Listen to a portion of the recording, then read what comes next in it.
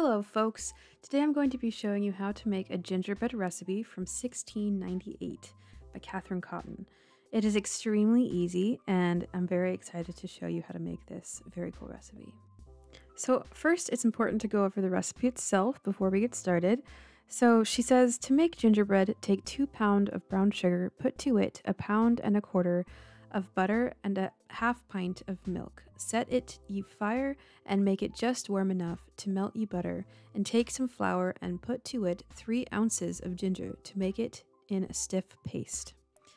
So although we do not have very many baking instructions, I'm going to be baking this at 350 for 10 minutes to see how that does, because I find that most cookies are good for that.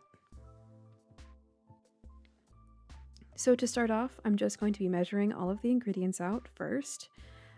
This is just the brown sugar. All of the ingredient list and amounts are going to be in the description below. So if you're interested in making this yourself, just make sure to check out the description. And here I'm adding the butter.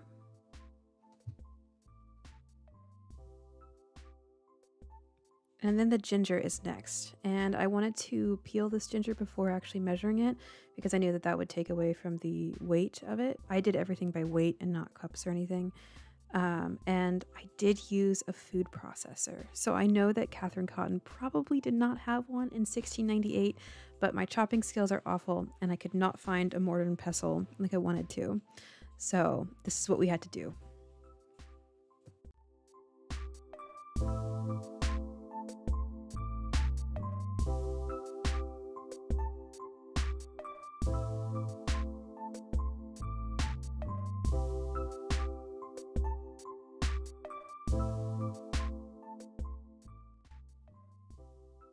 So here I'm using oat milk, although the recipe does call for milk. Oat milk I found worked fine. So if you are going to not use normal milk, you can use something that's a thicker consistency. So not coconut milk or almond milk, but oat milk or cashew I find would work better.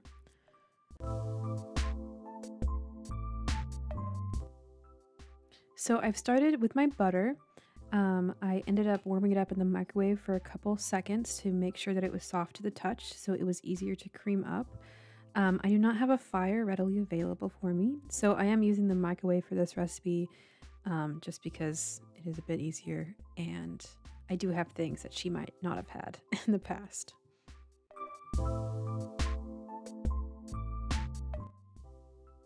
So after I creamed up the butter, I added the brown sugar into it and I mixed it up until it was as combined as I could get it.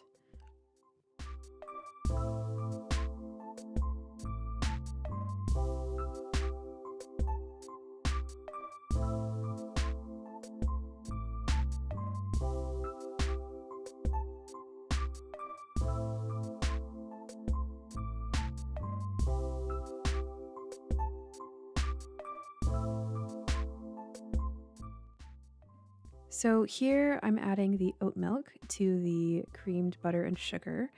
I do wish that I kind of added it a lot slower because it was kind of difficult to mix up and combine correctly. So that's just one observation that I had while making this recipe.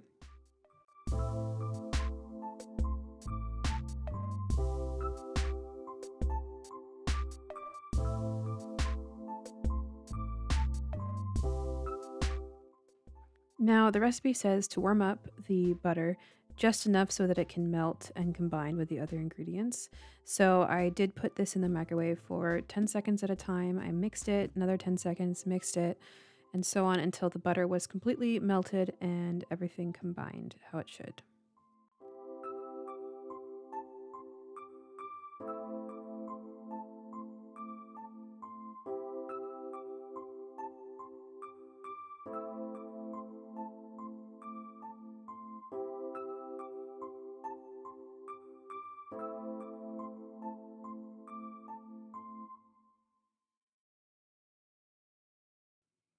So the recipe did not say how much flour to use. It just said enough to form a stiff paste.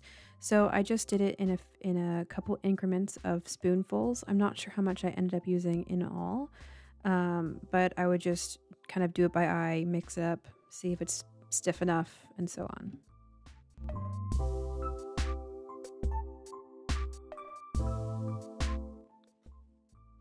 So when it started getting a little bit thicker, I decided to add the ginger in, and then I just started stirring that up until it was well distributed.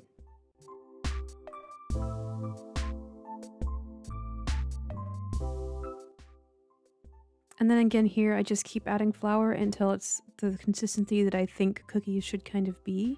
Because I don't think that these are a rollout type dough, I didn't make them that thick. It wasn't a dough, it did say paste. So I just try to stay with the consistency that she described in the actual recipe itself.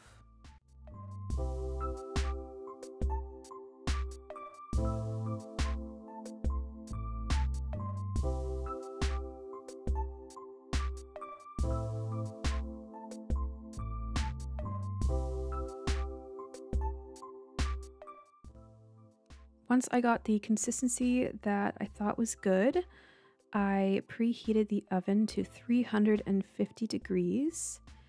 And while that was preheating, I got ready my pan and the parchment paper.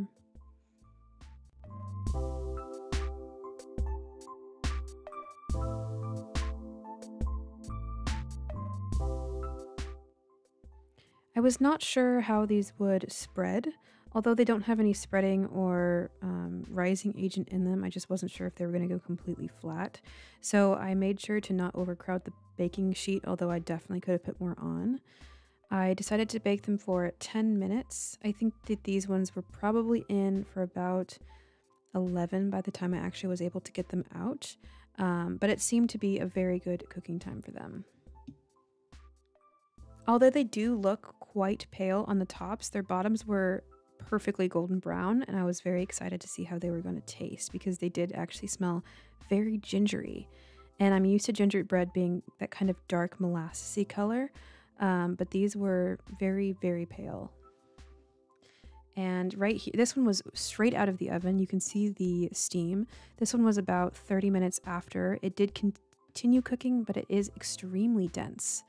Now, I did try one today, and they have even changed more. They're a lot drier now, but still very good and still moist for the most part.